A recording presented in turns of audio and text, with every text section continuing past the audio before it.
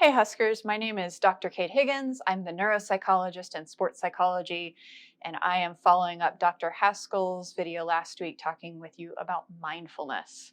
Your mind is one of your most powerful tools, and it's often one of your most underutilized. Athletes spend tons of time training their body and teaching it to perform in the way they want it to, but often spend almost no time training their mind or their brain to do the same thing. In fact, when the mind is not trained well, it can actually impair your ability to function well daily and to perform well.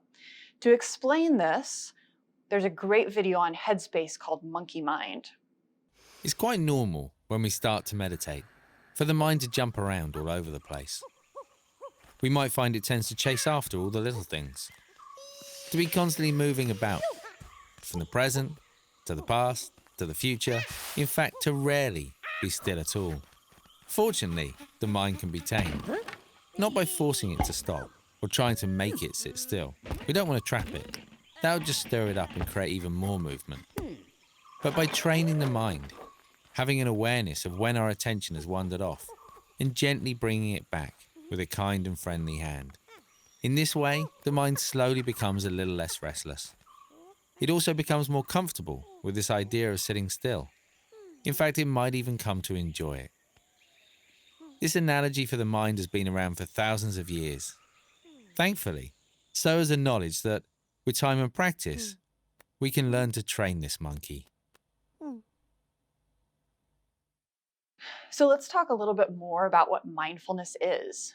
Dan Harris, who's a news anchor on NBC, talks about mindfulness a lot. And he said, mindfulness is the ability to know what's happening in your head at any given moment without getting carried away by it.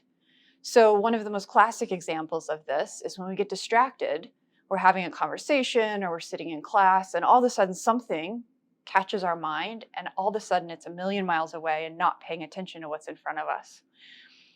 Mindfulness is catching when that happens and bringing your mind back to whatever's happening in front of you and what it's supposed to be paying attention to.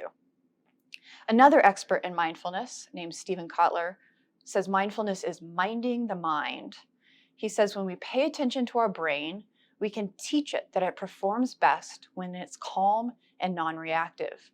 Again, I think if most of us sort of think through this, we can think of a time when we were agitated or angry or frustrated, and we could tell that we weren't thinking very clearly. This happens both in performance situations as well as situations that happen in daily life.